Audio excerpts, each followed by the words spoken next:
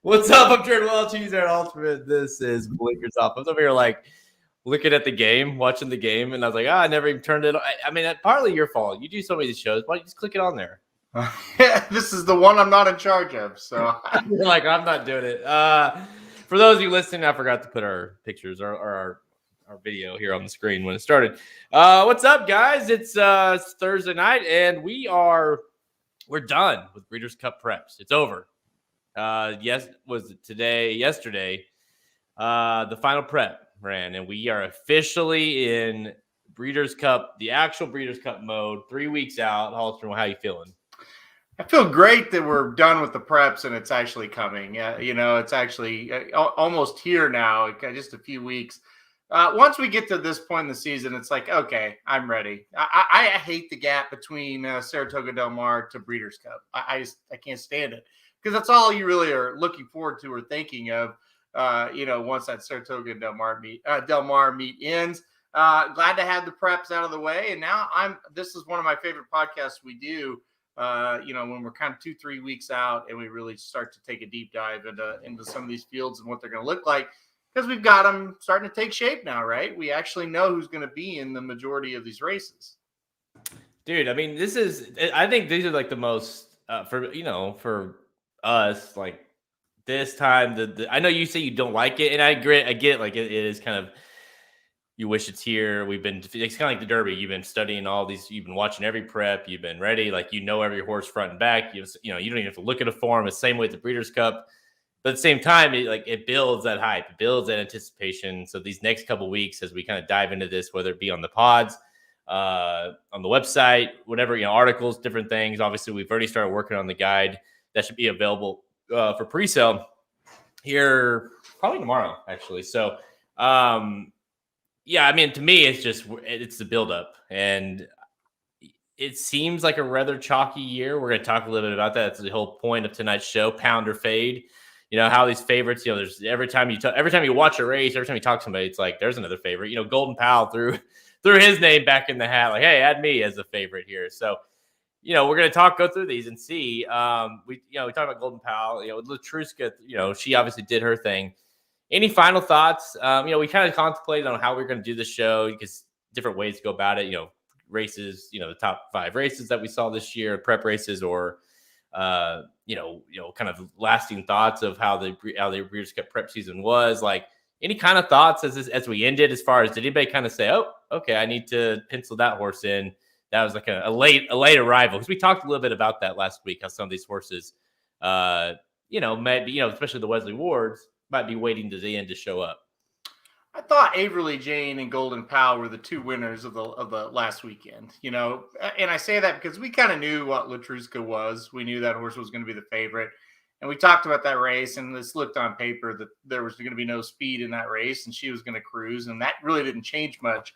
I think Golden Powell ran maybe the best race of his career at Keeneland last Saturday. Was able to fend off a horse in the stretch. We really haven't seen that from him, right?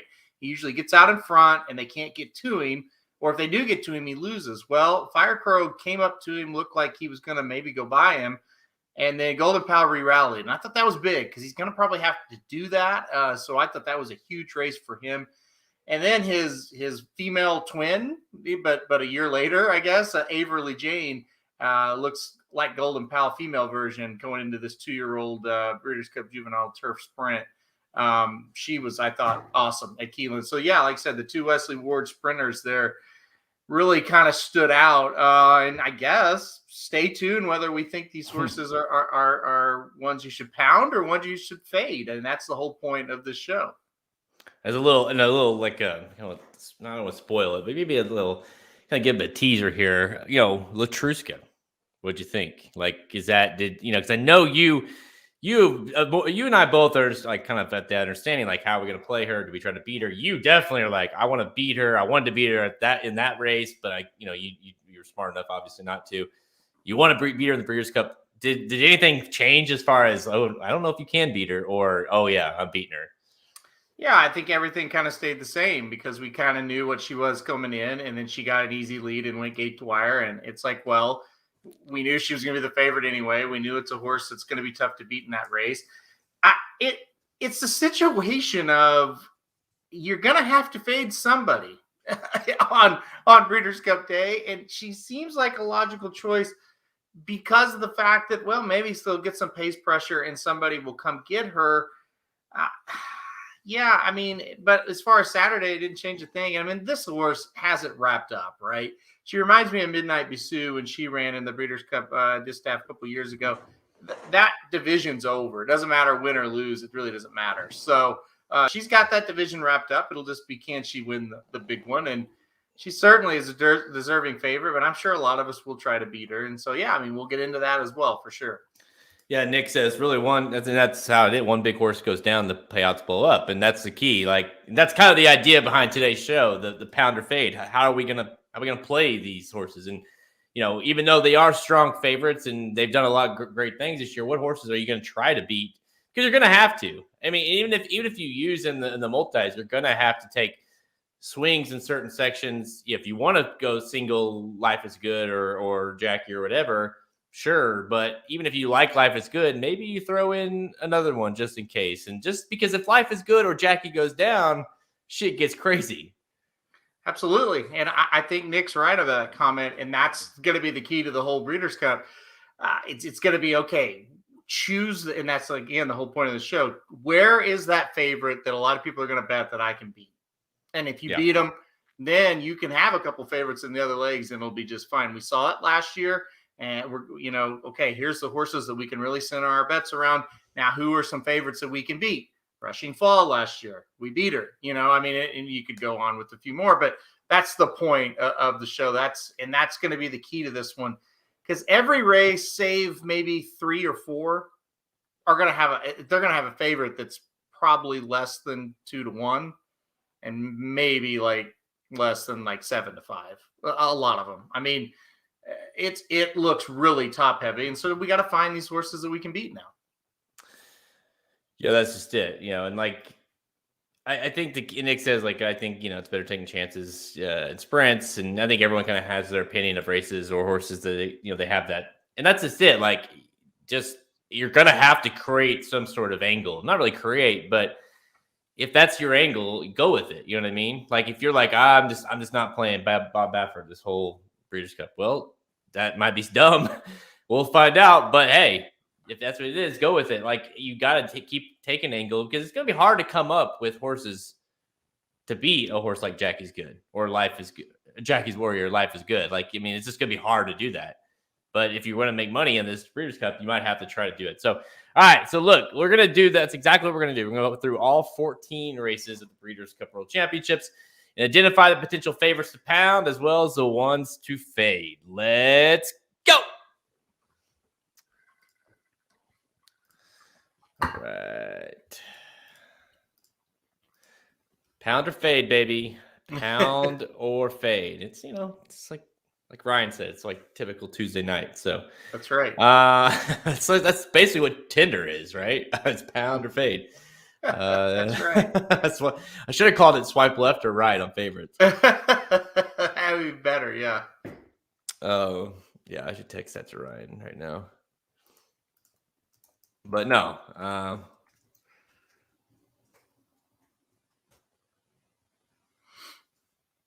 right, that's funny. Let's do this.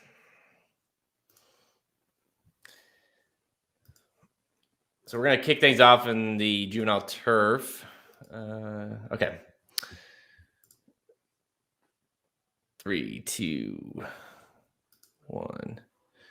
Let's kick things off with Friday, of course, racing. Of course, it's the now they do it with all the Juvenile races on Friday. Move it over to Saturday for all the main race. So we got 5 on Friday to discuss here. We'll start with the Juvenile turf.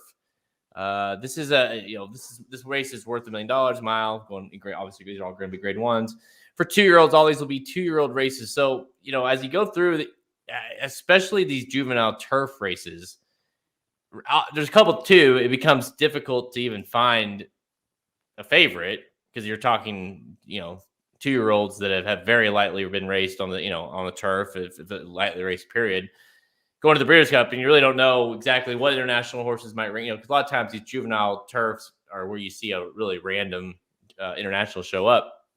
So, one, who do you think the favorite is? I put Albar. It could go 1,000 different ways, and honestly, to me, and you kind of mentioned this earlier to me, it's like maybe these turf races, these juvenile turf races are like more like Euros or US. I think this one is one where we're going to need to get a price home because you look at the dirt races we're going to talk about a little later, and maybe the juvenile turf sprint might be kind of chalky here. You know, I was on Annapolis, and I still think that horse has a shot and is one I want to play. But, you know, that last race wasn't overly impressive from him.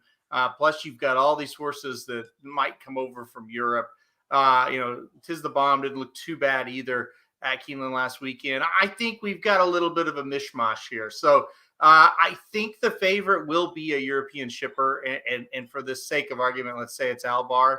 Again, we don't know exactly still who's coming over for this one. I'm fading the favorite in this race. That's the long story short here. I just don't think playing a short price in this race is very smart. There's not really a standout on our side of things. And unless Europe really brings over kind of a monster, I'm going to take a price here. I'm going to be looking for a price in this one. Yeah, that's kind of where I was with this one as well. Like Albar seems to be the horse, right? But you know, Tis the Bomb looked really good last week for Kenny McPeak. Obviously, Annapolis, like I said, Albar, Charles Appleby. This is a horse. You know, this horse is came over, ran, and was like awesome in the summer stakes. And then, of course, Tis the Bomb. You look back at this one. This was just over the weekend. Won that last race of the day on last weekend, the Bourbon Stakes. And, I mean, we talked about that horse last week. I was my pick. I was like, hey, if it's a favorite, well, of course it was a favorite. And he won. I was like, shit, this horse must be really good. Mini McPeak on the turf with the first, like this horse must be really good. So point being, like, it does feel like a race that you can take legitimate shots against the favorite, because even if the favorite is 3-1, even there's going to be a 4-1, there's going to be a 5-1, there's going to be a 7-1 that are all very interesting. Now, that's the thing, that sometimes the European horses will come over. You might want the one that's the third choice out of the European ones. So I just think we're just in a holding pattern with this race. But again, you just don't want to take a chalk here very often. The favorite just doesn't win this race all that often. It didn't win it last year either. Fire Will won this race. Huge price. 30-1. So yeah, and of course that's a good little segue into the trends coming out. The 14 trends of the Brewers Cup I put out every year on the race. It's for free on the side. It's just it's a little supplement guide to the actual wagering guide, and it's just a stat or something to go off, a trend to go off for every single race. And that's stuff that that I always point out, like US US is dominated on the turf in this particular race. US never wins on this race, whatever it is. Just and it's a perfect kind of it kind of turned. It started out as just kind of be like, it's kind of fun, let's just do it. And now it's like because the Breeders' Cup is so difficult in terms of evenly matched, and it kind of gives you some sort of edge or some sort of like, okay, I like both these horses, but US hasn't won this race in like 6 years, so I'll go. You know what I mean? It gives you at least one more thing, and to me, that's a big thing, a big help. It's not the end all be all, but I think it's a help when it comes to making your final picks. So that'll be out in a couple weeks, probably next week. I'd say end of next week. So look for that at racingdudes.com. It's absolutely for free. All right, let's look to the Juvenile Turf Sprint. So this one, I have a feeling you and I both are going to be sitting here looking like we want to pound this one. Averly Jane, we talked about her in the intro a little bit. She shows up. We talked about her last week that she could be a freak. She ran like a freak. I mean, I think Wesley Ward might have himself a pretty good one here. Like it's like the Golden Pal of this year. It's kind of interesting when they created this race. I was like, oh, this will be a hard race to get right every year. This will be tough.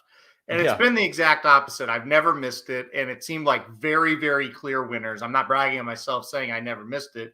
I'm just saying seem like very clear winners every year. Last year, maybe the clearest of all. But the horse that we had the most confidence in was Golden Pal in the whole Breeders' Cup, first race. And he wins it. Averly Jane, for me, is the horse. I think if she shows up here, she will win this thing easily. So I'm going to go Averly Jane here. I will take the favorite. I'm sure she will be. So Averly Jane for me, I thought she looked great at Keeneland. I think she shows up here. She's kind of the female version of Golden Pal, in my opinion. I think this horse will be very tough to beat. Yeah, Mark says might as well call it the Wesley Award handicap. Obviously, Golden Powell won this thing last year. In 2019, four-wheel drive won this, of course, for Wesley Ward. And then that wasn't four-wheel drive was a AP horse, wasn't he? Yep. Or wasn't she? I guess. Yep. No, it was a he. And then the 18 was the very first year, like you mentioned, and that of course was Bulletin. So, yeah, you're right. It definitely feels like it's top heavy. This race is, and again, we only have 3 years under a belt, but and Averly Jane is like the perfect horse to jump in there and be like, listen, you need to bet me, right? Yep. Because it definitely, she's got speed. She's obviously very talented. It's Wesley Ward. Like, say no more. Like, Wesley Ward's going to kind of dominate this thing. So I'm with you. This is a pound race for both you and I, the Juvenile Turf Sprint. I only have 2 pounds on the Juvenile card. So this is one of them. So let's look. Anything else to add to this race? Nope. All right, let's look at the Juvenile fillies turf. Now, this one, again, this is another one to me. I get that you would want to. Again, I'll jump it to you because I think this one, another one that's like internationals coming in. You don't really know who's going to be here for sure. I put Wild Beauty as the possible favorite. Obviously, this is a horse that Appleby trains as well. It came in, won the Atama, has already ran again overseas and got 5th. So it's kind of funny. Like, that horse has already ran one more time. Will they bring her? I don't know. But it seems like if she shows up, she would be a very strong candidate. But I'm going to use the fade because I just think like there's other horses to use. Well, and again, with these, especially these juvenile races, you just don't know the field. So don't lock us into anything we say here because the fields are kind of changing daily as to who's coming and who's not. But you're right. I totally agree. I'm fading the favorite in this race. I'm going to try to get a price home here as well. Not quite sure who yet. It seems like this is another situation that's identical to the male side of the juvenile turf. It's just like, I don't love anything we have, and I don't know what Europeans are going to come up, and I just couldn't think Wild Beauty's even going to come after running again. After just running on the 19th. So I don't know what to make of that. I'm definitely, I don't think I'm with the favorite here at all. I'm going to fade. That's the thing. Like, it's a fade, but it's like, I don't even know who to fade. You know what I mean? Like, that's kind of, and I guess that's kind of the point, right? Because the fact that I don't even know who the favorite would be, anytime there's it's kind of like the juvenile turf. Like, it feels like this is a very much like that kind of race where it's like, yeah, the favorite might be Wild Beauty if she shows, but shit, I mean, there might be 3 other horses in there that I like just as much, or that could beat her, So, yeah, to me, this is a fade race. All right, let's go to the juvenile fillies, and you might be surprised.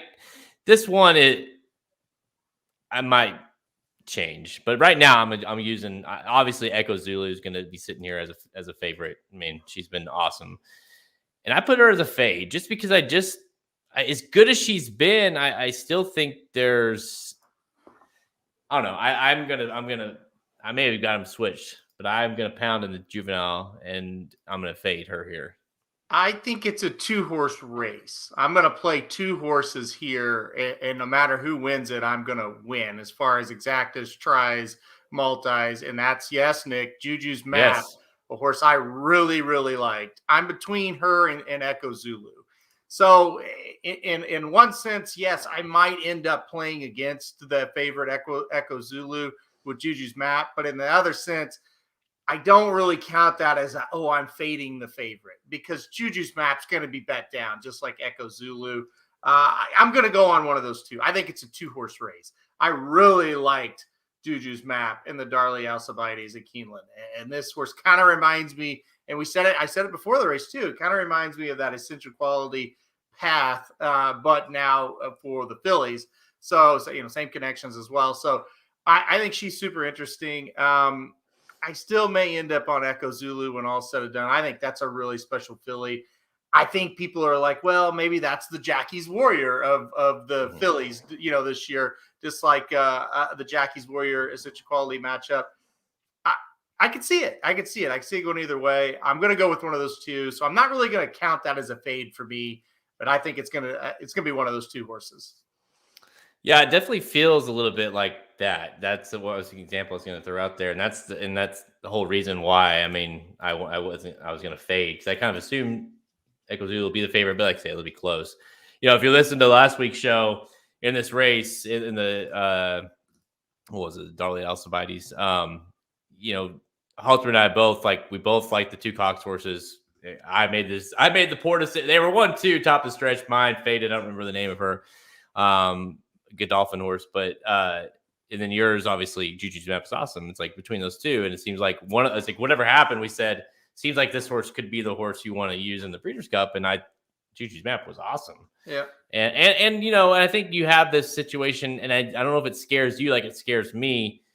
I'm trying not to have too much PTSD from last year, but it's like you look at Jack Christopher, you look at Equazulu, horses that are going to be stretching out, into the Breeders' Cup for the first time. Jackie's Warrior, as dominant as he was going into that race last year, clearly, and obviously we know now. I mean, he's a sprinter, but distance was not his thing, and you kind of found out the hard way going into that race, especially when Brad Cox brought in kind of the sprint, just like Juju's Map. So I think that's the danger. I feel more strongly here than I do as far as playing against Equazulu than I do in the Juvenile, just because I feel like Juju's Map is proven to run this distance.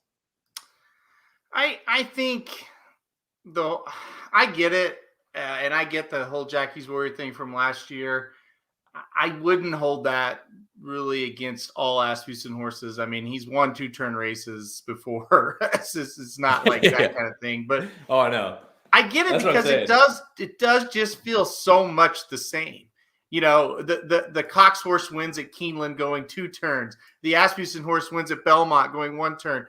Yeah, I know it's a male and a female this year. Yeah, I know they're different races, but it seems like the exact same thing. So I can't get it over my head either. Just like, you're not gonna let that happen again, are you? But at the end of the day, they are 2 completely different horses. So different horses, different sexes, different years. Like there's really nothing the same about it at all, really.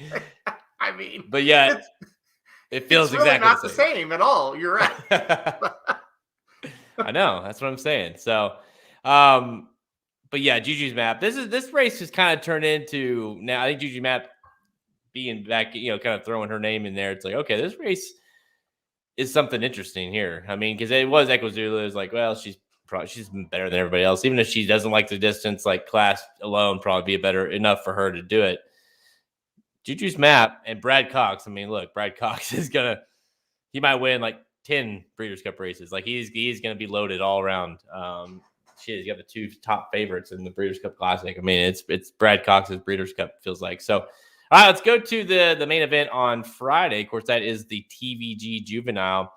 This is a hell of a race as well because you got, obviously, like I mentioned, Jack Christopher coming in from the East Coast, but Corniche for the Hall of Famer, Bob Baffert, who dominated. I mean, no shocker. Just Corniche has been awesome. Of course, staying out west, coming in. I mean, to me, I put Corniche as a favorite. I think it'll be interesting to see. I think just given that it's Del Mar and the way this horse has won, I imagine Corniche will be the favorite.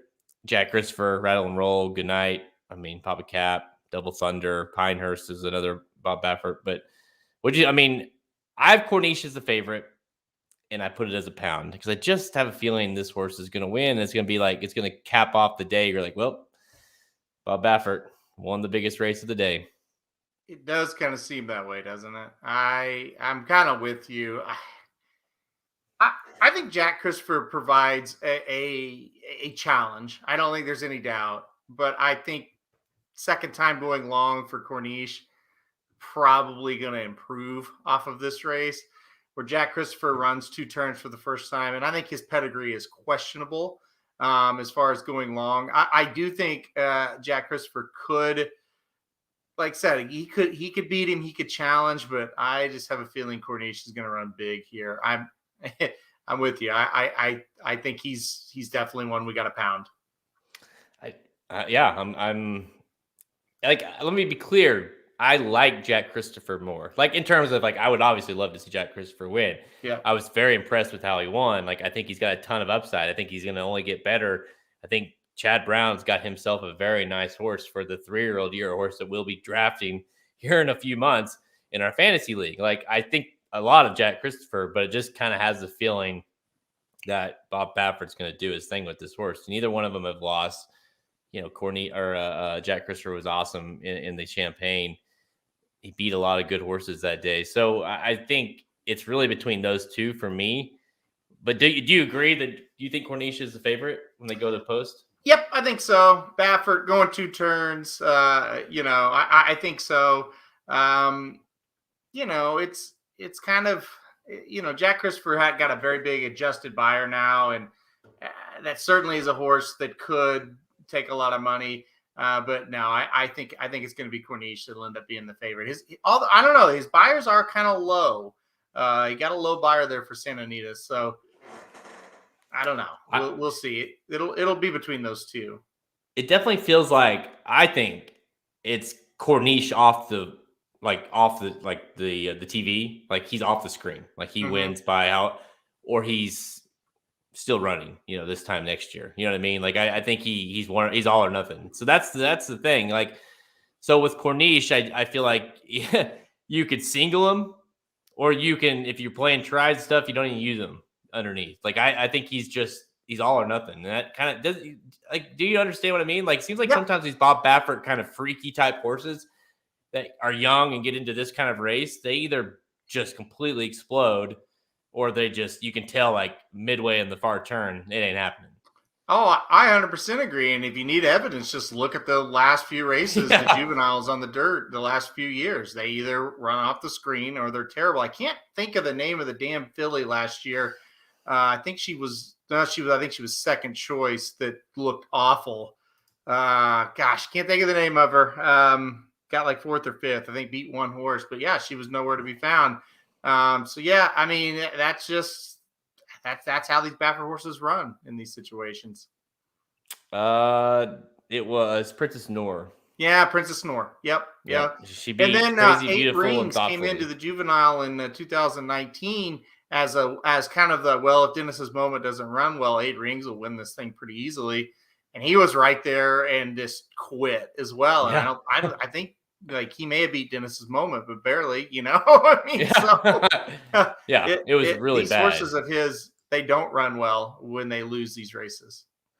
Yeah, I mean, I get it. It is hard, all or nothings. I think with a course like Corniche, you just make it simple. It's like, if you're playing multis, you got to use. If you're playing, exactas and tries, if you're keen, don't even mess with boxing it, because just play them on top and don't even waste your money on playing them in second or third, because it just seems like I'm hard pressed to see. It's like, for us to be like, wow, Corniche ran huge, but Jack Christopher just ran better. It's like, no, it's either going to be Corniche ran huge and won for fun.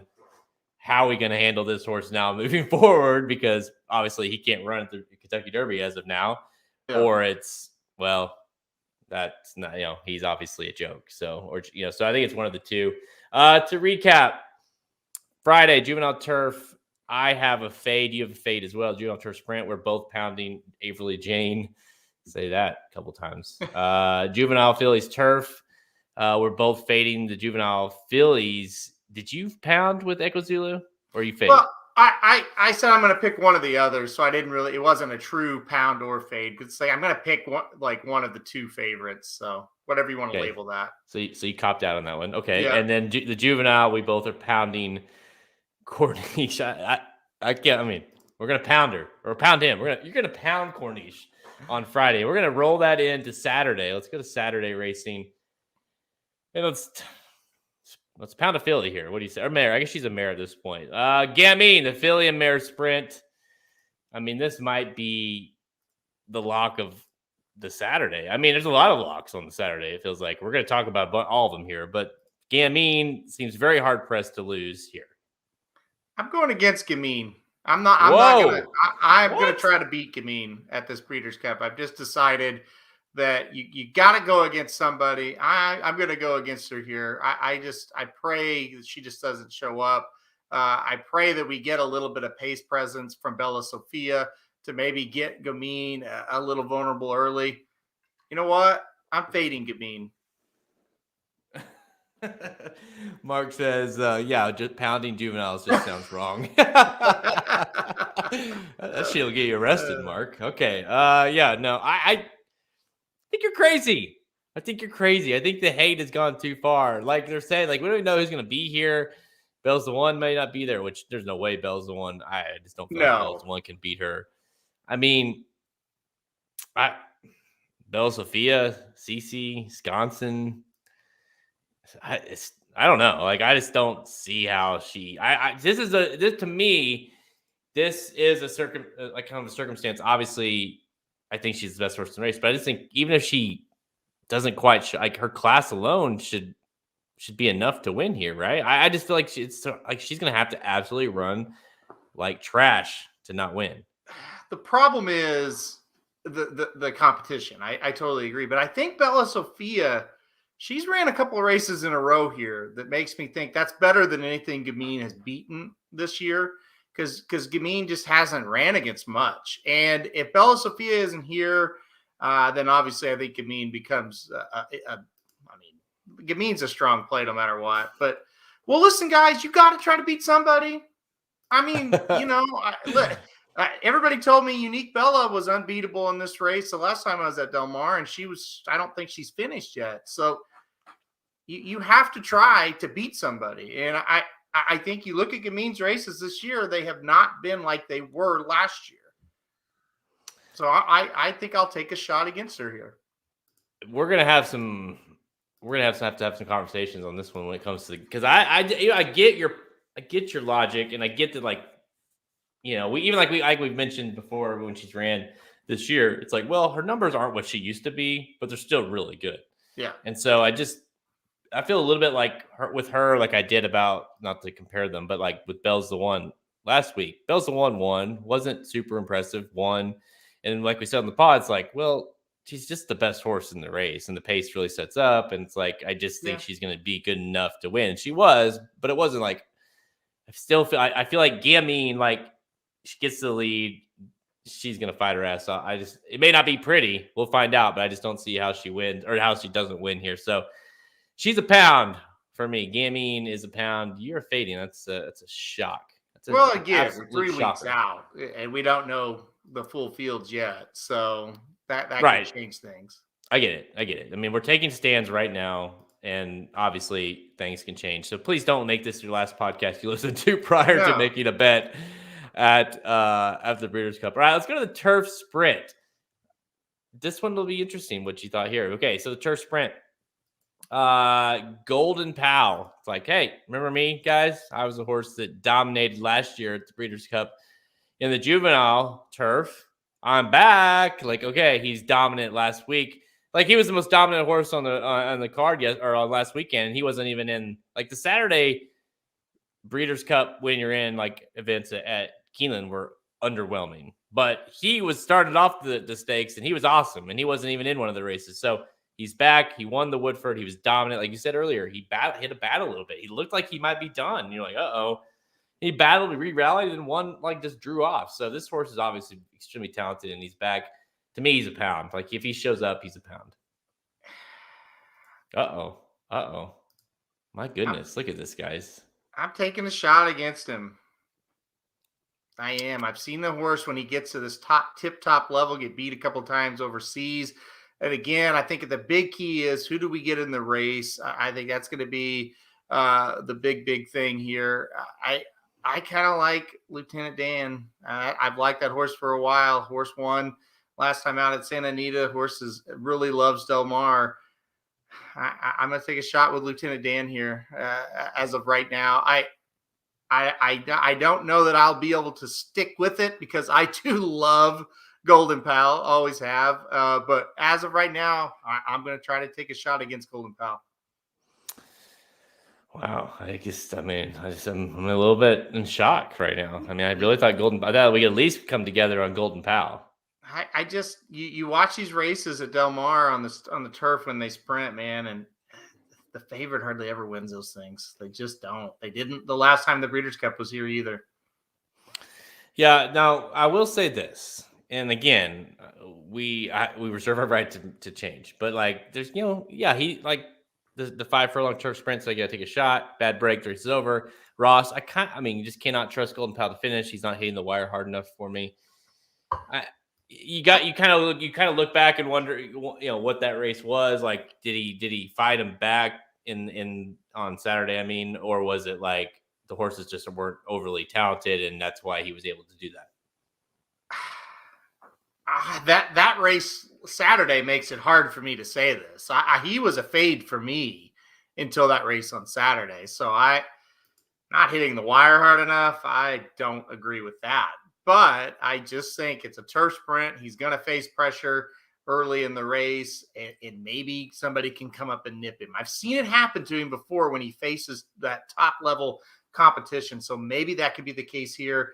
Again, I'm going to have to analyze who else is in the field. That's who actually shows up is going to be big. But as of now, I do kind of think he's vulnerable.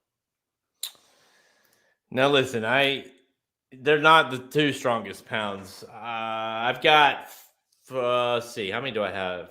How many races are there? 9 races on Saturday, and I've got 1, 2, 3, 4, 5. And so these 2 are pounds, but I would say they're easily the 2 least that I feel as far as the pounds go. Because the next couple weeks I'm on Golden Pal. I thought that was, and again, it's going to depend on who ends up showing up for this race. I feel more strongly about Gamine pounding than I do Golden Pal. Let's just put it that way. I think Gamine she might be the lock of the weekend. I mean, I just think she's just no way she loses. Okay, talk about no way they can lose. Let's go to we'll kick things off with 2 that I think they can't lose. But let's go to the Dirt Mile. The Dirt Mile, and of course, make no mistake about it, Life is Good is going to be your favorite of this race. Of course, now trained by Todd Pletcher, has been very good horse as well. Of course, got beat by Jackie's Warrior, which is only a feather in your cap, really, at this point, because anything you've compared to Jackie's Warrior, you're doing something right. This horse obviously was awesome in the Kelso, got second in the Jerkins, which was unbelievable race, and of course hadn't lost before that. So Life is Good. Obviously, I'm sure this horse will be the favorite. And are you back to Pound Town yet? Yeah, totally. Okay. I live in Pound Town when it comes to this race. If this horse loses, I will just be stunned. I will be stunned if this horse loses. He might be the best horse in training in North America. I just can't see how you beat him. And here's the other thing. Before Pletcher, we kind of had the thought of, well, here's how you beat him. You get after him early and you run him into the ground. He's kind of shown that he can kind of sit a little bit in these last couple of races. I think he will just gallop in the spot. So he's Pound Town for me. Dude, and then, you look back and look at how awesome Following C looked last weekend. You and I are both afraid to use them or you pick them on top. And of course, the horse is dominant, and this horse just got fucking annihilated by Life is Good and Jackie's Warrior that day in the Jerkins. So, I mean, that race was maybe the most productive race of the whole season in terms of Breeders' Cup races. We're going to see Jackie's Warrior. We're going to see Life is Good. Of course, we'll see Following C, I'm sure. So it's a damn good race. So I'm with you. I don't see a scenario. If he shows up, then I just don't see Silver State. I can't remember who said it over here. Yeah, Life is Good. Silver State Exact. That sounds like a great idea. I mean, that ice cold, because I just don't. I mean, Silver State will run a good race, but you can't be Life is Good. Can I have permission to put a comment up? Dude, you always do. So don't act like you don't. Life is Good would absolutely eat Omaha Beach alive. The comment says Life is Good gives me Omaha Beach vibes in the Dirt Mile. That horse, Omaha Beach, wishes he had a quarter of the talent of Life is Good. Okay, that's it. Now, and I will say this, just so you don't, so Dr. Fear and doesn't, cry themselves to sleep tonight. Like I get what they're saying. Like in terms of Omaha Beach came into that race, like can't lose. This horse looks like he was very dominant. Obviously, was very good earlier in that year. Just didn't do it. Like ran a good race, got way too far back. I agree. I completely agree with what you're saying, but I do think what they're saying is like it definitely feels like it could be that situation. I don't see it happening. Obviously, I'm gonna guess you're gonna say if you had to pick, because I have two horses or two races that are all caps pound, and it's this one and it's the sprint. I'm guessing you would agree with that. Which one would you say if it's going to be an upset? It's probably this one, right? Oh, I think if there's going to be an upset, it might be the sprint over this one, actually. Because I just don't. The other thing about this race, it's just like, who's in here that's really that good? In this one? Yeah. Silver State. Silver State is good, but not that good. Silver State just lost at Parks to Mind Control. I know, but Silver State couldn't beat Maxfield.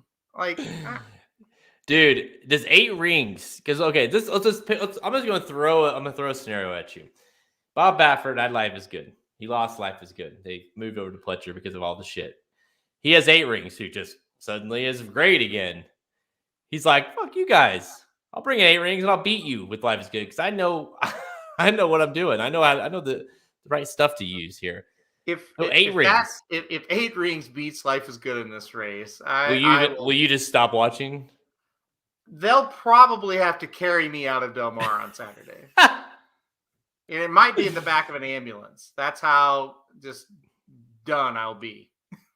It kind of feels like what's going to happen is Life is Good will hit the top of the stretch in the lead, and 8 rings will be kind of like coming up to the outside. You're going to be like, oh no.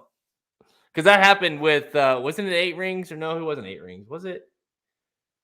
In that race at Oaklawn to Jackie? No, it wasn't 8 rings. Who was it? Who was the Baffert that came into Hot Springs and what was it even Jack? Who was it? First of all, that was a 3-year-old race. Yeah, it wasn't Jackie. Like 27 years old now. Yeah, I can't know. think of the name of that horse. Who was it? Went over to ran in Florida after that race. Because you had a similar statement like, if this horse wins, I'm never showing up again. Yeah, really. It was at Essential Quality in the okay. Yeah, he finished second to Essential no, one concert tour. Spielberg. Yeah, Spielberg. Yes, Spielberg. Thank you. Now, for half a second, you're like, uh-oh. Yeah, he made a nice little move there. I know. So, anyways, I think, to me, if there's, I don't know. To me, if there's I think Jackie's Warrior is like one of the best. I'll admit it. I said it. I leaned over to you at Belmont Park that day and said, maybe Jackie's Warrior just is not like, maybe Jackie's Warrior is like just an average. Like maybe that the turf or the sprint division is just not very good. I was wrong. Yeah. And not only was I wrong because of course during the clock beat him that day. I was way wrong. Like I think he might be one of the best sprinters 3-year-old sprinters certainly that we've seen in a very, very long time. So I tend to go on if someone's going to get beat, it's Life is Good. But I think it's very, very, very unlikely. All right, let's move on to let's go to the Maker's Mark filly and mare turf. Now this one might be, fadeable. Where do this is obviously one that Word Like Goddess is probably going to be your favorite in here. She's been nothing but awesome, really, since like March this year. She's been very, very good. She rolls in here. Maybe she wants to go longer. Maybe this is too short for her, but we'll find out. Halterman, Word Like Goddess, do you agree that she's the fave? And Pounder fade? Gonna be the favorite. Right now, I have Word Like Goddess as the pick, but I just have a feeling I'm going to end up trying to take a little bit of a price to try to beat her. I don't know that for sure. This is one I'm really on the fence with a little bit coming in, but I kind of think we can beat her if a couple of Europeans come over that are really strong. And last year on October 14th, if you would have told me about this race, I wouldn't have picked a Daria because I didn't even know she was coming. Right. Then she came and it's like, I love this horse, and she wins at 14-1. I mean, that's kind of what I feel like could happen here. Certainly not going to force that. Right now, I do have Warlike Goddess on top, but I am probably going to go against her once I know who all's coming over. Yeah, and Nick says Blowout is going to win this race, and I not necessarily with Blowout. I mean, Blowout could if that's where they end up going with her, but which I imagine they will. That's kind of where I went with why I went with the fade here, because as much as I like Warlike Goddess, I feel like, okay, one, maybe it's a little short for her. It's probably not, but maybe it is. And two, you kind of wanted to see who, like, it feels like Chad Brown's going to, whether it be Blowout or obviously, My Sister Nat won last time out. Our favorite horse, what's her name? What's her name? Rock Emperor won. Rock Emperor's a guy. Is he a male? Yeah. That's a him. He's a male. Yeah. Okay, well, he's not going to win the turf. No. Point being, seems like Chad Brown's going to have a say in here, like a last kind of Hail Mary type of say. I don't think it's My Sister Nat. Blowout seems very, very logical. Ran really well last time out. So I don't know. Like, I have been right and I've been wrong with Warlike Goddess all season. I've taken shots against. I've used her, been right. So I just feel like maybe the show ends at the Breeders' Cup. Yeah, I'm a little worried about her here, but again, it's going to take a pretty solid horse to beat her. So it's just going to depend on who we see coming over. Yeah. Would you? I guess if you're picking Warlike Goddess, you would say U.S. Like, if you're saying U.S. versus Euros here, do you lean towards the Euros at all? Yeah, I think the Euros will be where I end up landing. It's just a matter of, okay, who we actually going to send over, boys? Okay, this one's pretty good. I like this one. That kind of thing. And again, this time last year, we didn't know about Tarnawa and we didn't know about Adaria. We didn't know if those two horses would show up, and they did, and we picked them and they won. So that's the thing with this one. You're just not quite sure yet.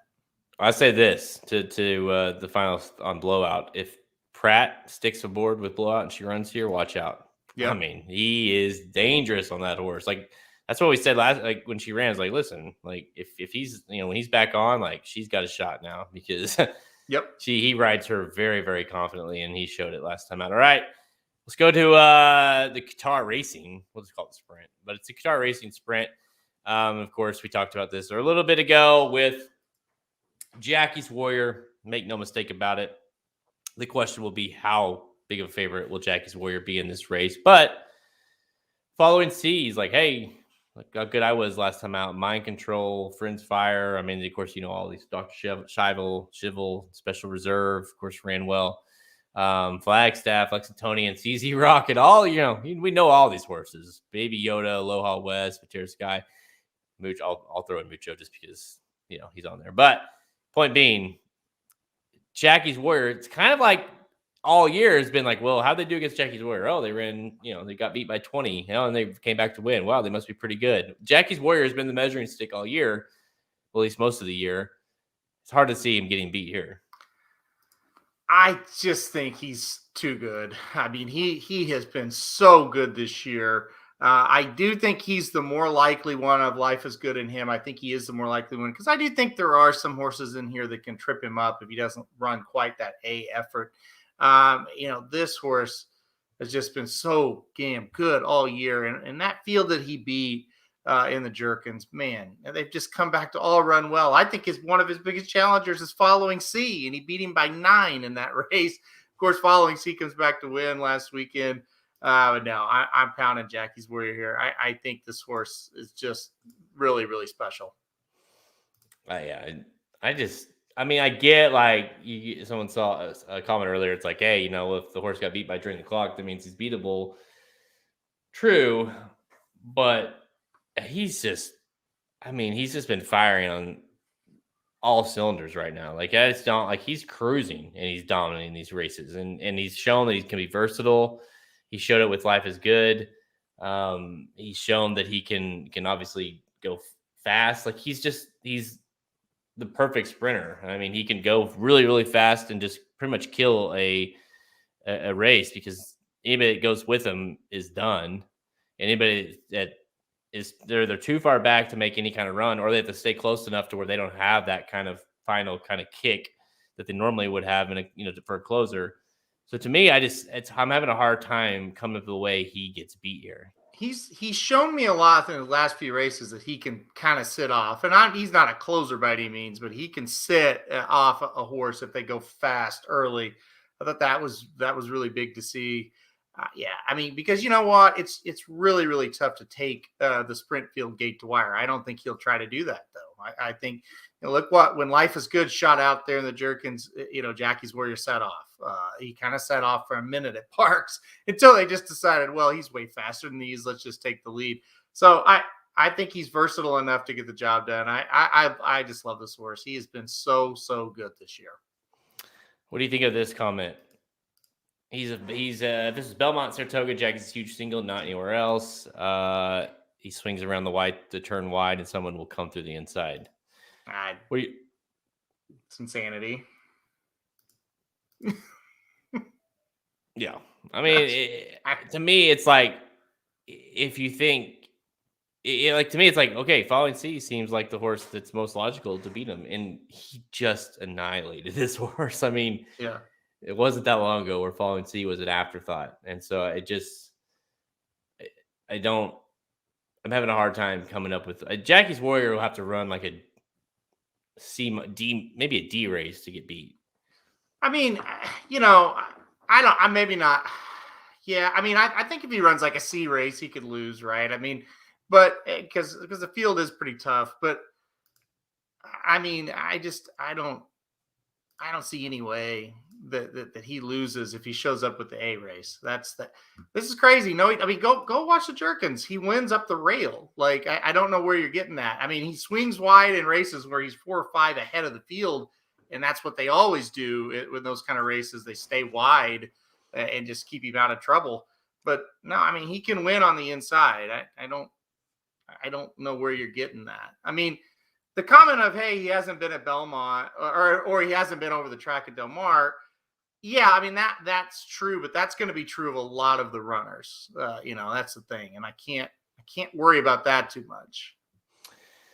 Yeah, so is there any fear in you with Dr. Scheibel? This is a horse that, you and I tried to beat last time out, proved us wrong. Horse has been very, very good. Goes to the front, kind of similar to Jackie's Warrior, has just kind of keeps winning, kind of keeps getting better and better. Like, obviously the race is at Del Mar. The horse has won at Del Mar. Is it a situation that you start to fear this horse that maybe we don't know how good he is? I think he's the one that maybe has, the most upside that could be ready to run a big race. It's third off the layoff as well. The horse just doesn't lose, right? So, yeah, I mean, I think if there's one that you're going to play other than Jackie here, you're going to try to beat a horse. I think that one does make a little bit of sense. I don't hate that. The problem is he just hasn't shown us, that big time performance that it's going to take, that big speed figure that it's going to, you would assume take. But if you're going to play horses with home track advantages, certainly one of them, right? He's looked awfully good over this track. Yeah, I mean, he's the one that, in terms of when you're talking, like you said, home field advantages, he's the one where you're like, you kind of might have to take it some sort of like, okay, maybe this horse. And again, it's like kind of the new shooter, so to speak, hasn't ever faced a horse like Jackie's Warrior. So he's like, well, maybe you don't know. So maybe that's worth a shot if you're going to throw that horse on. You'd sure hate to get like if Following Sea beats you.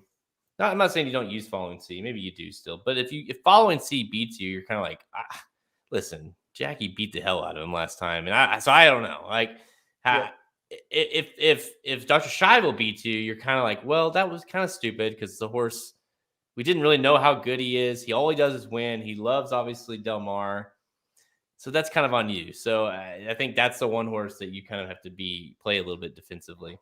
Yeah. All right, let's move to the let's go to the FanDuel Mile on Saturday, of course, at the Breeders' Cup.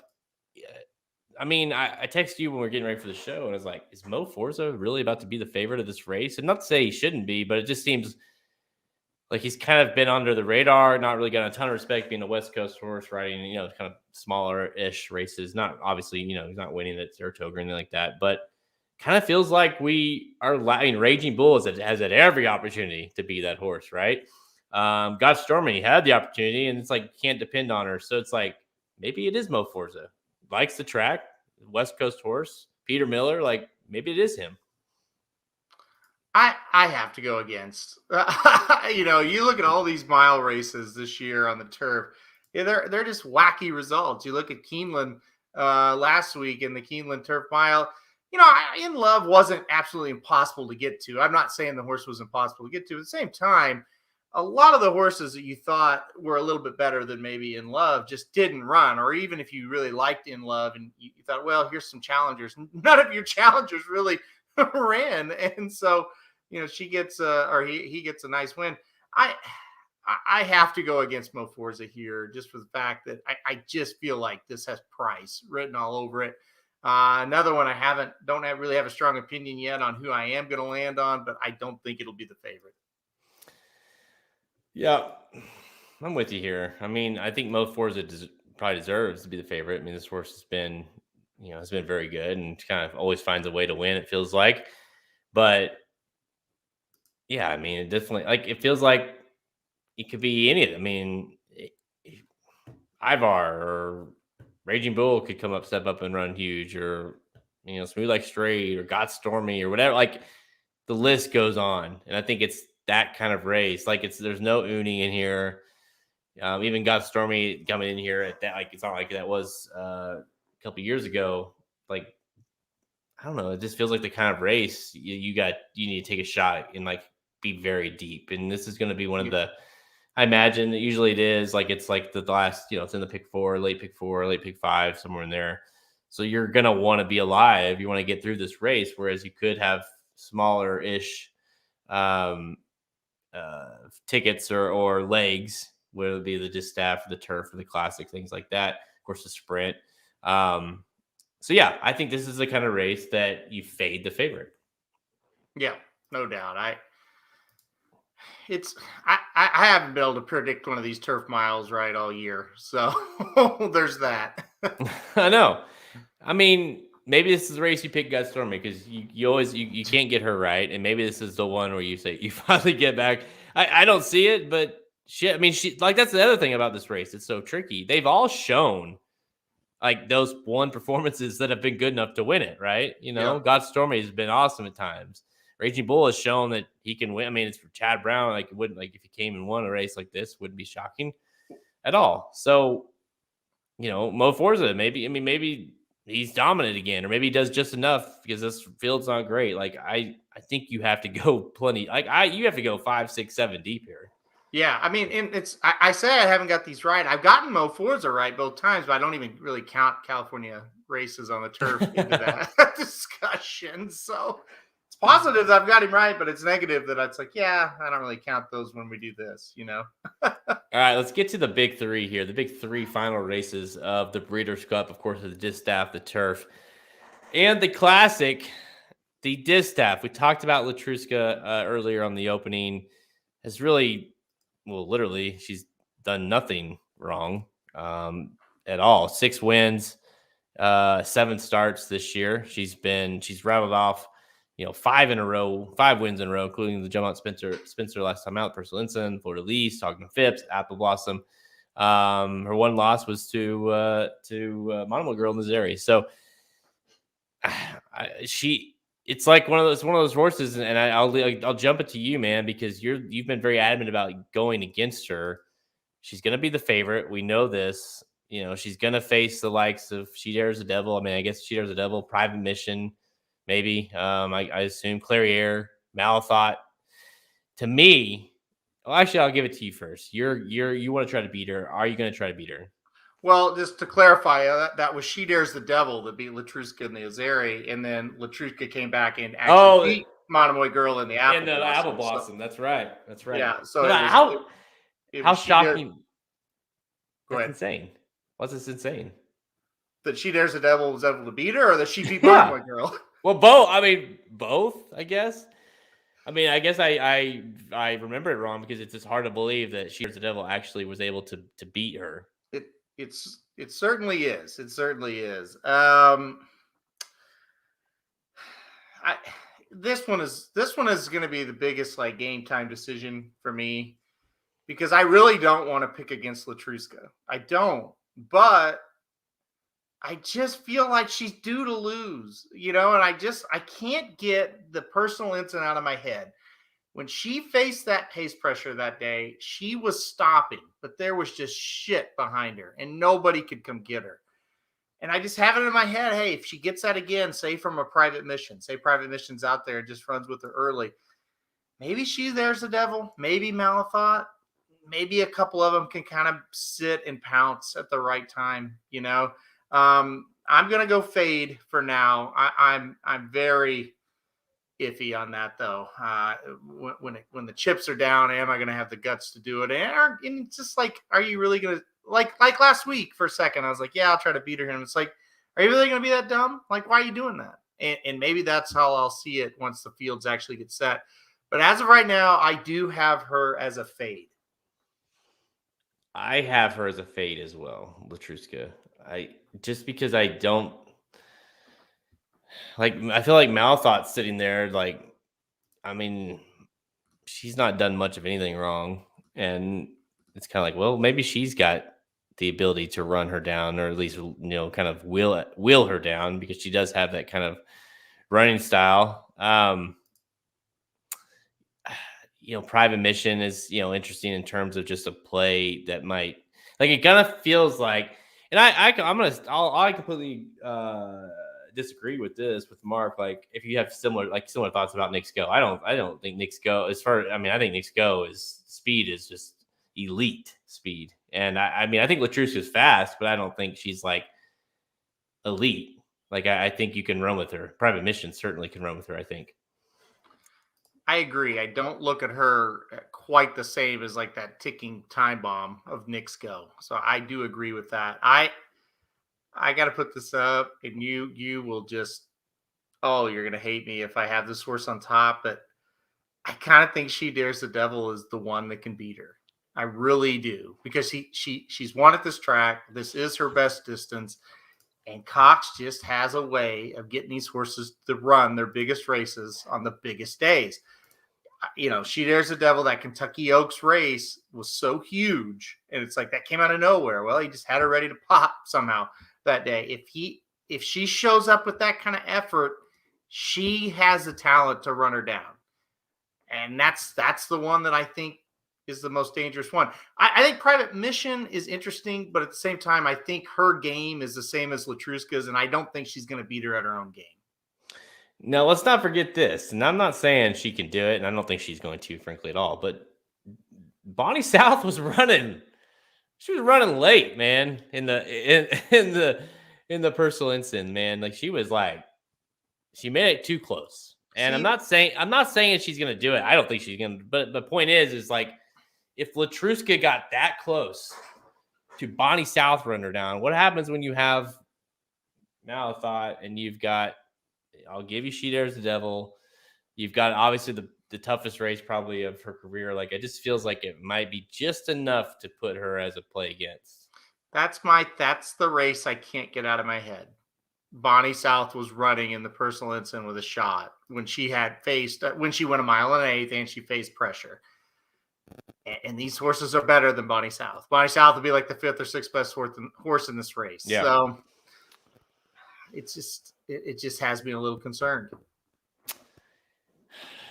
You might be surprised. I won't fight you on She Dares the Devil. I won't know if I'll fight you on.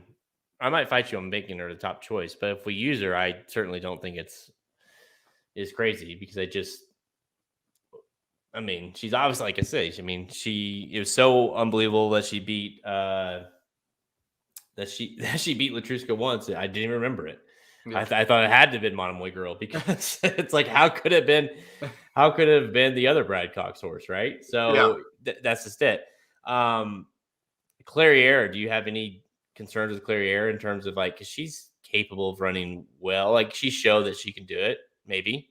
It's an Asmussen horse that just keeps getting better and better late in a 3-year-old year. I mean, I don't hate it. I don't think she's quite good enough, but I don't absolutely hate it. I think she's more of an underneath shot. I just don't know if she's good enough to win a race like this, but had been hard knocking horse all year and ran her best race last time out in the cotillion when she got that Yep. win finally. So Yeah. And ran a huge race in Alabama, just got beat. But I mean, listen, it definitely. I guess the point of this is like I feel like the longer we talk about this race, it feels like you keep mounting against Latruska a little bit in terms of it's like maybe they don't all fire, but maybe one of them does enough to give her trouble to where one of them can jump up and beat her. Like yeah, I just maybe it's just enough of them teaming up on her, so to speak, to get her beat. It's just definitely like if she wins here, though, like win or lose, she's locked up this division, yeah. like you mentioned earlier. All right, this one is interesting for me because it's like for a race like the turf, you just don't know for sure who's going to be there, and especially when it comes to the international side of things, and which it makes it very tough to decide who you're going to play, who's the favorite. You and I kind of both agreed if she shows, Tarnal is probably going to go off as the favorite, but we'll see. Obviously, she lost last time out. How are you? I guess do you agree? I'm assuming you Tarnal, but this is not. We've pressed some opinions in this race in the past. We've made a lot of money in the turf in the past because it's the best horses come here, but it's right now you're kind of like. Even if Tornaz shows up, I mean, sure, I imagine we'll play her, but you may don't feel the same way as you did last year about her. Do you think anybody or everybody for that matter has forgotten about domestic spending? Like, is that possible that we could get like 6-1 on that horse? It keeps feeling to me. It started off at like 3-1, and then it went to 5-1, and now it's flirting with that 6-1 because no one's talking about this horse at all. Tarnawa has been the background on one of my computer screens for a year now, almost a year. We're coming up on a year, I guess, the Breeders' Cup. And certainly a horse that there's like no chance I'll let her beat me. And will be a deserving favorite. And, I don't know if I could get off of her or not here. I think she'll win. But is it kind of just like, if we can get domestic spending at a bigger price than we really think he should be, which I think 6-1 would be unreal. It almost is like it kind of just forces your hand to take a shot with him. Mm-hmm. That's where I'm at. Now, listen, I think Tarnawa is way the horse to beat. Going to be really tough, but domestic spending is just a horse everybody's just seemed to have forgotten about, and I think that's one that I'm going to have to look at pretty hard. So right now, I will call it a fade. We'll see. We'll see how the race shapes up. We'll see who actually enters. When was that race? The 14th of August. He's worked this horse, 5 times domestic spending, 5 times since that loss at Arlington. The horse has been, the last work was last week, it had been working the horse at Belmont Park this whole time. So like, he's going to be locked and loaded, ready to go. Domestic spending, that is, like we're going to see him have that run. I do wonder how good, like if Tarnal is there, like it's got to be the one to beat, right? Like I definitely think, and there's no way we're not I'm not going to fight you on using her whatsoever. But she's kind of been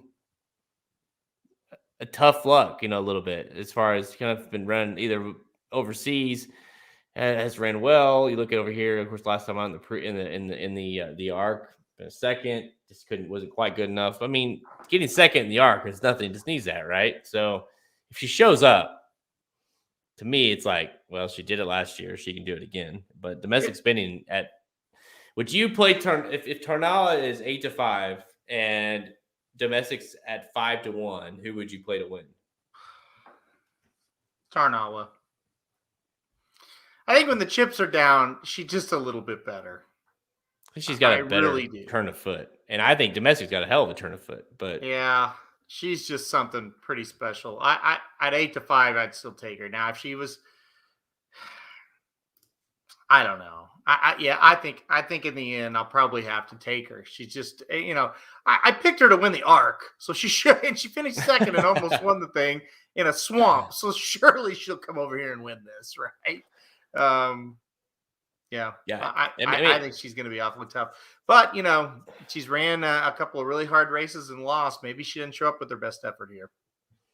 well, I mean, if you put it that way, if you put it like I picked her to win the arc, she ran well, just got beat, but ran a good race, and now she shows up to the Breeders' Cup against a field that we're like not as far as the U.S. goes, besides domestic spinning. Who are you excited about? You gotta. How do you not pick her? I mean, but I mean, if things change a little bit in the arc and she wins, I mean, hell, definitely how do you not pick her? So, Yeah. Now I mean, I'm gonna say, and Nick says the same thing. Like, if domestic's in the race, Pratt jumps on, I'm gonna be like, it's gonna be really hard for me. You're sitting there, you're looking at 5-1, Pratt and Chad Brown with domestic spinning. It's gonna be hard not to pick domestic spinning. Yep. Really hard. And honestly, we need Tarnal to show up in order to get that price. Yep. So you're gonna have to have a good Euro, whether it be Tarnal or someone else, to show up in order to get anywhere in that ballpark of 5-1. Because if you're going low, if you're going 5-2 or something on domestic, that seems a little low for a horse that we haven't seen since August. But you gotta know if he shows up, Chad will have him ready. All right, let's go. This is obviously the one definitely we're talking about. The one that is the most exciting race of the entire, probably the best race of the year, frankly. And that, of course, is the Longines Breeders' Cup Classic. Favorite. It's going to be close, but I think it's Nick's Go as your favorite. It's good to be Brad Cox. You got Nick's Go, Central Quality. Are going to be your 1-2 choices. In the Classic, of course, Hot Rod Charlie, Medina Spirit, Max Field, Max Player, Art Collector, I don't think Mr. is going to run that. Triple E, Dr. Post is out, Express Train. I mean, okay, so Nick's Go. Nick's Go is the favorite. We've established that. I think you agree. Nick's Go will go off as the favorite. I've faded. I don't know if we've mentioned. Did I mention? I did. Tarnal. I put Tarnal as a favorite, and I put a fade. You said you were going to pound. Yeah, I talked myself into saying pound by the end of that. I said fade to begin, but I put fade just because of domestic spending. We'll see where I go with that. So Tarnal, Nick's Go is the favorite, and I put pound. What do you think? I don't know. I've just kind of felt for a while now, I think this is a Central Qualities race. So I think it's the two big grays for Brad. I don't think anybody else is quite good enough. I just, Jared, I love both of them. You know that. And horses like Nick's Go, I just get such a kick out of watching, right? But I just like the fact that Essential Quality will do whatever they ask him to do. Whatever they ask that horse to do, he's up for the task and he'll do it. I just hope that Nick's Go faces pressure. That's going to be the key. I think the extra furlong, if he faces any pressure up front, I think Essential Quality will come get him. So I'm going to cop out kind of like I did with the Juvenile fillies race. I think it's going to be one of the two. So I don't think that's a true fade. I'm not trying to take a long shot in here, but I don't know that I will pick Nick's Go to win this race. It's just kind of going to depend how it sets up. It's I mean it's an insane race. I mean it is unbelievably an exciting race that You've got horse of the year on the line with Nick's Go, Central Quality, even Hot Rod can make a case. Medina Spirit, I guess, could make a case. I agree. Like as much as I love Hot Rod Charlie, it seems hard. I don't know. Like he's gonna have to have two horses. The two best horses that he's gonna, Hot Rod or Nick's Go and Essential Quality. So you're gonna say Brad Cox's 1-2 choices in the Classic are gonna have to falter in order for Hot Rod to win. It could happen. Hot Rod's been great. He's the most. Well, I would say he's the most. He's he's an extremely consistent horse, just like the horse that's been beating him at such a quality. Like he's super, super consistent. So he's going to run his race. It just when push comes to shove, we saw it in the Belmont. He might just be a tad bit less talented than such a quality. My fear with Hot Rod is what they do with him. Like, what trip does he work out? Does he sit just behind Knicks Go? He can't really do that unless there's another horse out there with Knicks Go. And so maybe that's, I don't know, Medina Spirit, maybe. So if that happens and he sits behind those two and they go too fast, he is kind of sitting that catbird seat there, so to speak, where he can jump up and get first run, and then Essential Quality is going to have to kind of get him. I mean, and that would be ideal. The problem I fear is if Medina Spirit doesn't do that job and he kind of sits, it's like then Hot Rod is kind of forced to go. I do think he has enough early speed to get near Knicks Go and kind of press him. And then what's that going to do to him down the lane if that happens? I'm just really worried about his trip. He's just been progressing so well all year. He's just like Essential Quality in that fact that he's just getting better and better, you know? So yeah, I think Hot Rod is a logical alternative.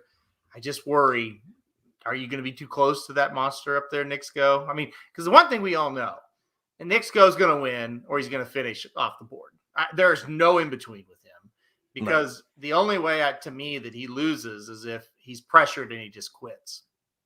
So I think he wins or he's off. The thing about Knicks Go is, yeah, like you say, he's an all or nothing type of horse. Like he can go and out there and just he could easily romp in this classic, and it'd be like, well, he's just a beast. I mean, or you could know kind of similar to the Met Mile, where you're like, it ain't happened today, boys. You know what I mean? Like it could be one or two. Is there any case that you can make other than him simply not running? Like not running well or missing the break completely, like falling down. Like, is there any case that Hot Rod Charlie's on the lead in this race alone? Yeah, I mean, I think if he draws inside of Knicks Go and like you said, Knicks has a little bit of trouble, I could see it. The problem, it's crazy. Watch the replays and you'll see exactly what I'm saying. The problem with Knicks Go, when you're on the straightaways, you're kind of near him, right? And it's like, oh, he's not going to get an easy lead. I just haven't seen a horse that can run with him on the turns. He makes the turns and he's just like 6 ahead of you. Mm-hmm. Then all of a sudden you're looking around and you're like, he got away from us. How did that happen? We were right there with him. And then he's gone. And that's kind of the thing. So say he has a bad break or he doesn't do that well, he doesn't really blow you away on the stretches anyway. As long as he gets collected and gets some kind of, position, he's probably going to be in first around the turn once you get to the backside. So, no, I think there's just no doubt he's on the lead, and it's just going to be catch me if you can. And the more I sit here and think about it, it's just going to be super hard for anybody to really catch him. If I'm, Doug O'Neill or, I don't know, maybe Bob Baffert, I don't know, maybe he does have the rabbit Medina Spirit. I would just throw rabbits in the race and just try that. Like, I just think that's the best way to beat him. Yeah, and you might be. I know what you're going to say. Well, nobody can run with him. Well, if you just ride the shit out of one that has no chance to win and just get right up next to him, maybe you can soften him up for a while. I mean, I don't know. I don't think that they can run with him, but I think that your point is, and I think you're right. He's not going to let a horse get past him. But if they're right there pushing him, he's going to goofy. He's going to go faster. He's going to go faster. He's going to go faster. And when it gets to that top of the stretch, it's like, will he have anything left? So getting him in a comfortable lead is the worst thing that could possibly happen to anybody else in this field. And that's the thing that they have to avoid. If he's 3 ahead up the backside, it's over.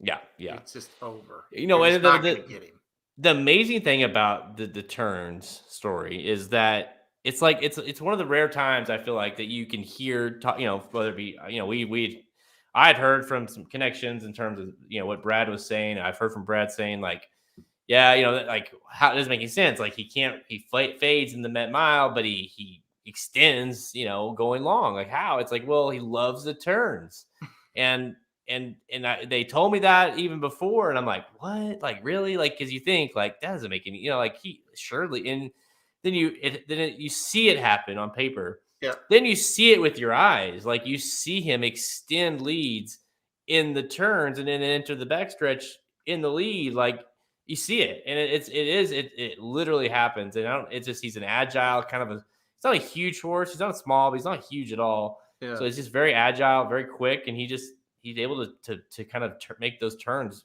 very, very well. So to me, I'll stick by him, and I don't care who he's facing. It's the same thing. Like I said, I think you can say it in every race, really. Like you say it like in the Whitney, even where it's like we'll know really early in this race if he's going to win. Yeah, like the Whitney was crazy. They said before the Belmont, they're like, I don't know. He doesn't really like, that turns really wide at Belmont, and he really likes to run the turns. And you're right. We both said that's like the dumbest. I'm not listening to that, and then he was awful. And then you watch that Whitney, and it's like, why did they pull Swiss Skydiver back? Like she was right there with them, and that's where she needed to be. They didn't. He just ran away from her, on the turn. So yeah, this horse is just kind of freaky when it comes to that kind of stuff. So it's just gonna take, and I really mean it. It's just gonna take a freaking rabbit. It really is. And I like, there were 5 horses in the Whitney. It's like Asmussen, you got 50 horses up at Saratoga. Throw one in there. Try to set it up for Silver State. Like, what is the problem? I don't know. We'll see. We'll see if anybody actually goes with him this time. Nick asked, is there any other horse you can remember like Nick's Go? Like when he's a 2-year-old, he wins at huge odds, runs well in the Juvenile at huge odds, disappears as a 3-year-old. He's pretty much like he could disappear and you would have never known about, you'd have forgotten about him. And now he's an absolute freak. He won the Pegasus World Cup. He won the Whitney. And now he's going to be the Classic favorite. And if he wins the Classic, he's horse of the year. Like, it's insane. The short answer, Nick, is no. I've never seen anything like it. You said it. This horse was a joke, just a joke. We laughed about how bad this horse was as a 3-year-old. And now he's here. I've never seen anything like it. It's incredible. He'd gotten so bad that they ran him in a turf stakes race at Churchill in 2019. Yeah. Where he finished 10th. Yeah, well, he couldn't, I think it was a Super Derby he couldn't even win. Super Derby, he finished 4th. Yeah. He got second in an allowance at Keeneland after that. Then they ran him the turf. Yeah. And he was awful. I don't know, was that, I have to look. Was that allowance on the turf? Did they try him on the turf? I don't think so. No, I don't think looking at bikinis beat him that day. How about that? So but did he switch to Brad Cox after the Commonwealth turf? Because he wasn't seen since 2019. Then Oaklawn, he kicked, because he was at Oaklawn with Brad Cox. Wins another allowance at Keeneland, wins the turf. By the way, ran in February, ran in November, ran in October, ran in November to win the Breeders' Cup. Won the Pegasus off of that. Goes to Saudi. We know what happened there. Awful in the Met Mile. Then he hasn't lost since. Well, I remember when he was getting ready to run that Oaklawn race. I was like, oh, God, really? Nick's Go. Come on. Like, he's back? And I know some guys that have like private clockers at Oaklawn, and I got a text. He said, hey, definitely bet Nick's Go. I was like, guys, come on. He's like, no, bet him. He's back. I was like, oh, he's back. Okay, well, it's Brad Cox, so maybe. And he's like, no, they've been watching this horse work, and he's a monster. Okay, and I trusted him, and it worked out. And like I said, this reels off 4 straight wins and then in the Pegasus, so I didn't see that coming. But yeah, so I mean, they identified it, the clockers did at Oaklawn, so take that for what it's worth and speculate however you want. That's not my decision. That's y'all. You can do whatever you want with that. I think he's. I mean, I love that. I love so much about how he runs, and I just think he's a pound for me. And I think if there's a horse that can beat him, it's Essential Quality, and he sits the perfect trip basically by allowing Hot Rod and Medina and whoever, if there's a rabbit that goes, push him enough to where essential quality. Because I feel like if there's any horse that you can count on kind of wearing that horse down at the end, it's essential quality. Like it just, and he's shown up for every race really, and it's really frankly amazing that he lost in the Derby. Like he, given what we know now, how he just consistently runs that race. So I think it's Nick's go. I think it's Brad Cox wins the Classic. I really do. But you and I both, right? We're on. We're Pound Town. Nick's go. All right. That is going to be. I don't even care. Like we don't even have to have. And I've said this a lot, but we don't even have to have a dollar on the race. Like get to that race, waiting for them to, as they're loading in the gate. It's gonna be. You'll be able to feel the tension in a big way. It's gonna be a classic. I would call it a classic. It definitely has the feeling of a race we'll be talking about for a long time. It does. The dynamics of the race are fun. I mean, everything's crazy about it. You've got, obviously 3-year-olds are hard to win in these kind of, in these kind of races. But shit, man, like we've got some 3-year-olds that can do it, and it's probably the best 3-year-old class in a long time, and they're going to take it. It's gonna be good. So obviously, y'all know that. All right. So all the time we have, check out racingdudes.com for our free picks and, of course, our premium selections on our products page. Click the Get Racing Dudes Premium button at racingdudes.com to learn more. Remember, be on the lookout for that upcoming Breeders' Cup wagering guide. It will be available for pre-sale here in the next couple of days, so stay tuned for that. Look for an email as well. Sucker, I mean, it's gonna be massive. We've already got the cover of it built. It's gonna obviously have a detailed analysis of every single Breeders' Cup race, of course, every race period on the 2 days at Friday and Saturday. The live bankroll will be back with Halterman and I. Will be going. We're going to really take some swings here because you're going to have to the way this is. So play the tickets exactly the way we're playing them all day, both days at Del Mar. And Samich is going to do an article in the guide as well about the BCBC. He's going to be there. He's qualified. He's there. He'll be there at Del Mar as well, playing in that. He's going to give more of a tournament aspect. So if you're playing in tournaments, whether it be at the event or if you're going to be playing online or whatever you're doing, he's going to give some takes on kind of how to play these Breeders' Cup races as it relates to tournaments. So that's a whole different insight as well. So stay tuned for that. And again, the Breeders' Cup supplemental wagering guide, of course, the 14 trends, that'll be out in the next week. So stay tuned for that as well. So lots coming out. Of course, tons of Breeders' Cup articles. Racingdudes.com is where you'll want to go. We are your destination site for all free horse racing picks and sports picks. We got that going right now. We have the Thursday night game. It's 21. I've been kind of watching in the background. Like the Eagles, dude, I'm surprised. Like Hurts has looked awful. He's not very good.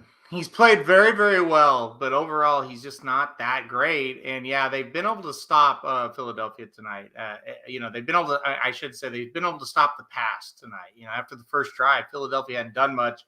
And of course, their defense, talking about the Eagles, they're just not great. And Tampa has a great offense. So they're just moving it up and down the field on them. Looks like this is going to be a blowout. Mark says Jared sounds like the guy listening to drug. I know. I've gotten so good at this. So, I mean, you got to think. We've done 520, 21 episodes. Yeah. And we read off the same shit at the end. So, sometimes I see how fast I can go and how badly I can mess it up. But if no one listens, that's the thing. You don't listen to that in the commercials. You're not listening to me right now. So it's just kind of, I can say whatever I want. Go make sure you check us out on Racing_Dudes on Twitter, Instagram, and Facebook. Check out us.